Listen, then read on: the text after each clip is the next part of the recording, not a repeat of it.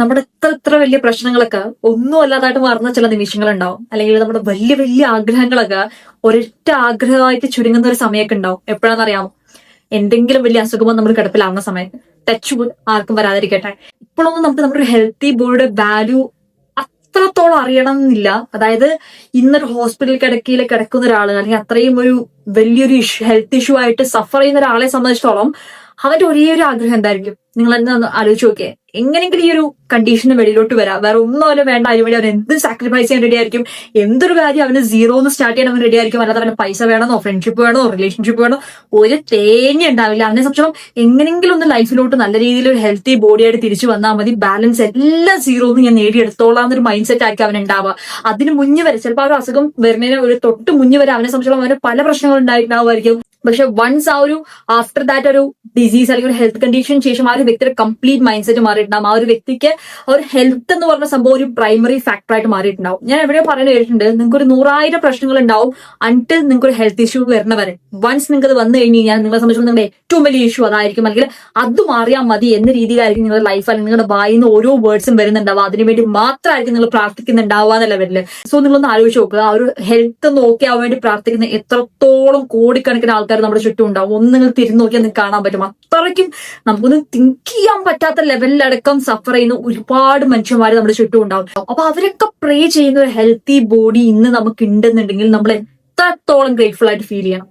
ഇപ്പൊ നമ്മൾ പറയുന്നത് ഞാൻ ഭയങ്കര ഹാപ്പിയാണ്, അതിനേക്കാളും ഉപരി ഒരു കംപ്ലൈന്റും ഇല്ലാത്ത ലെവലിൽ, അതായത് എനിക്ക് പല ഡൗട്ട്സ് വരുമ്പോൾ, അല്ലെങ്കിൽ എനിക്ക് ഭയങ്കരമായിട്ട് എന്താ പറയാ ഓരോന്ന് പ്രശ്നങ്ങളായിട്ട് തോന്നും, എന്നോട് പറയുന്ന ഒരു കാര്യമാണ് ഹെൽത്തി ആയിട്ടൊരു ബോഡി ഇല്ലേ, ബാക്കിയൊക്കെ ചെയ്തെടുക്കുക. ഇതില്ലാത്തൊരു തന്നെ സംബന്ധിച്ചോളം അവന്റെ വിഷമം എത്രയാണെന്ന് ആലോചിച്ച് നോക്കിയേ. ഇത് എന്നോട് ഞാൻ പറയുന്നൊരു കാര്യമാണ്. അതായത് കണ്ണില്ലാതെ നമ്മൾ ജീവിക്കാൻ പറ്റുമോ? അല്ലെങ്കിൽ സംസാരിക്കാൻ പറ്റാതെ, അല്ലെങ്കിൽ സ്മെല് ചെയ്യാൻ പറ്റാതെ, കേൾക്കാൻ പറ്റാതെ നമ്മുടെ കൂടെ ഇരിക്കാൻ പറ്റുമോ? യൂണിവേഴ്സ് നമുക്ക് ആ ഒരു അവസ്ഥ കൊണ്ട് തന്നിട്ടില്ല. സോ അതിന് ഗ്രേറ്റ്ഫുൾ ആയിരിക്കും. ബാക്കിയുള്ള പ്രശ്നങ്ങളൊക്കെ നമുക്ക് എങ്ങനെയെങ്കിലും സോൾവ് ആക്കാം. അതിനുള്ള വഴികൾ തനിയെ തെളിഞ്ഞു വരും. അത് പ്രശ്നങ്ങളല്ലാന്നോ, ഉള്ളവരെ സംബന്ധിച്ചോളം അവന് സ്ട്രെസ് ഇല്ലാന്നോ, അല്ലെങ്കിൽ എന്താ പറയാ ബുദ്ധിമുട്ടുകൾ ഇല്ലാന്നോ, പൈസക്ക് പൈസ വേണ്ടാന്നോ, ഇതൊന്നും അല്ല ഞാൻ പറയണേ. അതേസമയം അതൊക്കെ ചെയ്തെടുക്കാലോ. ഈ ഉള്ളതിന്, അല്ലെങ്കിൽ ഈ ഒരു സംഭവം ഓക്കെ അല്ലേ നമ്മുടെ ഒരു ബോഡി, അതിന് ഗ്രേറ്റ്ഫുൾ ആയിരിക്കും. അതിന് എത്ര നന്ദി പറയാൻ പറ്റും അത്രയും നന്ദി പറയുക. കാരണം നമ്മള് ഇപ്പൊ ഈ നല്ലൊരു ശരീരം വെച്ചിട്ട്, അല്ലെങ്കിൽ നല്ലൊരു എല്ലാ ഓർഗൻസ് നമ്മുടെ വർക്ക് ചെയ്യുന്നുണ്ടെങ്കിൽ, അയ്യോ എനിക്ക് അതില്ല ഇതില്ല, എനിക്ക് അങ്ങനെയാണ് ഇങ്ങനെയാണ്, ദൈവം എനിക്ക് ഒന്നും തന്നില്ല എന്നിട്ട് കംപ്ലൈന്റ് ചെയ്യാൻ നിന്ന് കഴിഞ്ഞാല്, അതായത് ഇങ്ങനെ തിങ്ക് ചെയ്താൽ മതി, നിങ്ങൾക്ക് ഒരാൾ ഗിഫ്റ്റ് തരുവാണ്. ചിലപ്പോൾ അത്ര വലിയ ഗിഫ്റ്റ് എന്നായിരിക്കണം, ചെറിയൊരു ഗിഫ്റ്റ് നിങ്ങൾക്ക് തരുവാണ്. പക്ഷെ നിങ്ങൾ പറയുകയാണ് അയ്യോ എനിക്കിത് പോരാ, ഇനിയും വേണം ഇനിയും വേണം. നിങ്ങൾ അങ്ങനെ പറഞ്ഞുകൊണ്ടിരിക്കുന്ന ഒരു വ്യക്തിനെ സംബന്ധിച്ചോളം കൊടുക്കുന്ന ആൾക്ക് ഇനിയും ഞാൻ തരാൻ തോന്നുന്നു. അതേസമയം ആ വ്യക്തി ഒരു മുട്ടുസൂചിയാണ് തരണമെങ്കിൽ പോലും നിങ്ങളെ സംബന്ധിച്ചോളം താങ്ക് യു സോ മച്ച്, എനിക്കൊരു എഫേർട്ട് ഇട്ടില്ല, ആ ഒരു ലെവൽ ഓഫ് റിയാക്ഷൻ കൊടുക്കുന്ന ഒരു വ്യക്തിയാണെന്നുണ്ടെങ്കിൽ ആ ഒരു റിയാക്ഷന് വേണ്ടി ആ വ്യക്തി എന്ത് ചെയ്യും, പിന്നെയും ആ വ്യക്തി ഓട്ടോമാറ്റിക്കലി നിങ്ങൾക്ക് തരും.